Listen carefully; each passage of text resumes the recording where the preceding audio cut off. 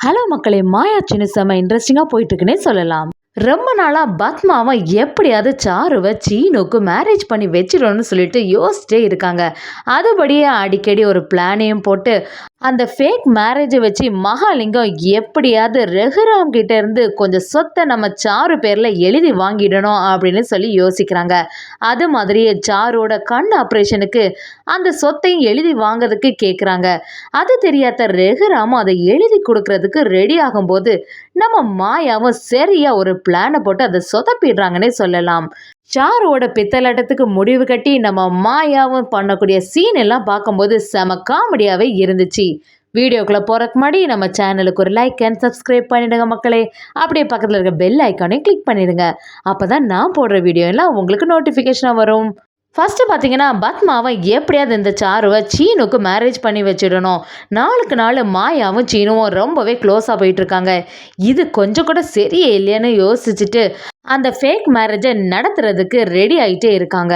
அதே சமயத்தில் மகாலிங்கமும் சாருக்கு எப்படியாவது இந்த ரகுராம் கிட்டேருந்து ஏதாவது சொத்தை வாங்கி எழுதிடணும் அப்படின்னு யோசனையிலே இருக்காங்க. அதுக்கு என்ன பண்ணலான்னு எல்லாரும் ஒரு பிளான் போடும்போது சாரோட கண் ஆப்ரேஷனுக்கு எப்படியும் கொஞ்சம் பணம் தேவைப்படும்.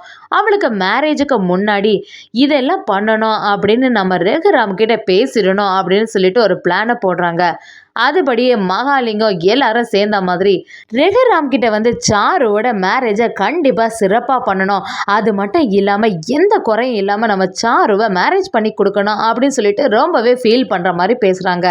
அதை கேட்ட ரகுராமும் இப்போ என்ன பண்ணுறது அப்படின்னு யோசிக்கும் போதே சாருவுக்கு மேரேஜுக்கு முன்னாடி கண்டிப்பாக இந்த கண் ஆப்ரேஷனை முடிச்சிடணும் அப்படின்னு சொல்லவும் ரகுராமும் கண்டிப்பாக நீங்கள் சொல்கிறதெல்லாம் செய்திட வேண்டியதுதான் அப்படின்னு சொல்லவும் அதுக்கு மகாலிங்கமும் எல்லாத்துக்குமே பணம் தேவைப்படுது, அவளோட மேரேஜையும் சிறப்பாக முடிக்கணும், அதே மாதிரி மாப்பிள்ளை வீட்டில் இருந்தோம் எந்த குறையும் சொல்லிடக்கூடாது அப்படின்னு பேசிட்டு இருக்காங்க.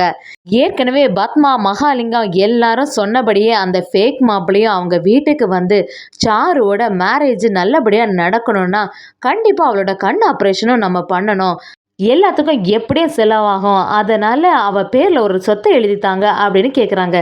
இதை கேட்டோன்னே மாயா ஜானகிக்கெல்லாம் பயங்கரமாக தூக்கி வாரி போட்டுருது. என்னடா இந்த மாப்பிள்ளை இப்படி பேசுகிறாங்களே அப்படின்னு யோசிக்கிறாங்க. இது எல்லாம் கண்டிப்பாக அந்த பத்மாத்த மகாலிங்கத்தோட பிளானாக தான் இருக்கும். ஏற்கனவே சாருக்கு தான் கண்ணு தெரியுமே, அதுக்கப்புறமா எதுக்கு இந்த கண் ஆப்ரேஷன் எல்லாம் சொல்லிட்டு இப்போ ஒரு புது பிளானை போட்டிருக்காங்க, நம்ம பெரியப்பாவை இப்படி ஏமாத்ததுக்கு நம்ம விடவே கூடாது அப்படின்னு சொல்லிட்டு மாயாவும் மனசில் நினைக்கிறாங்க. இங்கே பாரு உனக்கு வைக்கிற பாரு ஆப்புங்கிற மாதிரி நம்ம மாயாவும் அடுத்த பிளானை போடுறதுக்கு ஆரம்பிக்கிறாங்க. எதுவுமே தெரியாத ரகுராமும் அந்த மாப்பிள்ளை வீட்டில் உள்ளவங்க சொல்கிற மாதிரியே கண்டிப்பாக நாங்கள் சாருவோட கண்ணை சரிப்படுத்தி தான் இந்த மேரேஜை பண்ணி வைப்போம், அது மட்டும் இல்லாமல் சாரோட பேரில் சொத்து எழுதுறதுக்காண்டி டாக்குமெண்ட்ஸ் எல்லாம் ரெடி பண்ணுறதுக்கு சொல்லிடுறாங்க. இதை கேட்ட உடனே நம்ம மாயாவும் கண்டிப்பாக இதை சும்மா விடக்கூடாதுன்னு நினைக்கிறாங்க. அடுத்து பார்த்தீங்கன்னா மகாலிங்கமும் சாருக்கிட்ட நம்ம நினைச்ச மாதிரி எல்லாமே நல்லபடியாக நடக்குது.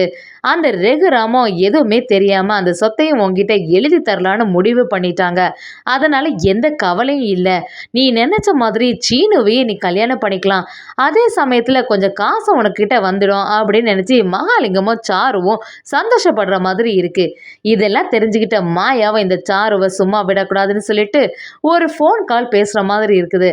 அதில் என்னடானா நான் ஏதோ அமெரிக்காவிலேருந்து ஒரு ஐ ட்ராப்ஸை வர வச்சுருக்கேன், அதை மட்டும் யாராவது கண்ணு தெரியாத மாதிரி நடிக்கிறவங்க ஊற்றுனாங்கன்னா அடுத்து ரியலாகவே கண்ணு தெரியாமலே போயிடும் அப்படின்னு சொல்கிறாங்க.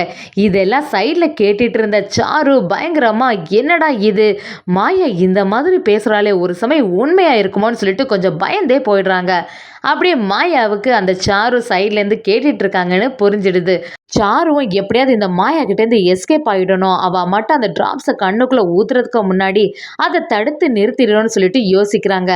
ஆனால் நம்ம மாயாவும் அதை சும்மா விடுற மாதிரி இல்லை. அப்படியே சாருவை மடக்கி பிடிச்சி என்ன சாரு உனக்கு தான் கண்ணு தெரியலன்னு சொல்கிறாங்களே, இந்த ட்ராப்ஸை மட்டும் ஊற்றுனேன்னா கண்டிப்பாக கண்ணு தெரிஞ்சிடும், நான் உனக்காக தான் இதை கஷ்டப்பட்டு வெளியில இருந்து வர வச்சேன். அது மட்டும் இல்லாம இதை கொஞ்சம் ஊத்திக்கன்னு சொல்லிட்டு சாருவை பிடிச்சு மடக்கி கண்ணுல அந்த டிராப்ஸையும் ஊத்தி விட்டுறாங்க. சாருக்கோ கொஞ்ச நேரத்துல கண்ணு தெரியாமலே போயிடுது. அப்படியே சாரும் ரொம்பவே பயந்து போய் சத்தம் போட ஆரம்பிச்சிடுறாங்க. சுத்தி இருந்த மகாலிங்கம், பத்மா எல்லாரும் பதறி போய் என்ன ஆச்சோன்னு சொல்லிட்டு வரவும், சாருவும் இப்படி மாயா என் கண்ணில் ஒரு டிராப்ஸை ஊத்துனா அதுலேருந்து எனக்கு கண்ணு தெரியாம ஆயிட்டுன்னு சொல்லிட்டு கதறாங்க. இதை பார்த்துட்டு இருந்த மாயாவும் கொஞ்சம் சிரிச்சிட்டே இருக்காங்க. அந்த சீன் எல்லாம் பார்க்கும்போது செம காமெடியா இருந்துச்சு. மாயாவும் சாரு கிட்ட என்னடா நீ கண்ணு தெரியாத மாதிரியா நடிக்கிற, அது மட்டும் இல்லாம பெரியப்பாவை ஏமாத்தி இந்த சொத்தெல்லாம் வாங்கலாம்னு நினைக்கிறேன், நான் இருக்கிற வரைக்கும் இதெல்லாம் நடக்காதுங்கிற மாதிரி சாருவை நம்ம மாயா சரியா வெளுத்து வாங்குறாங்கன்னே சொல்லலாம்.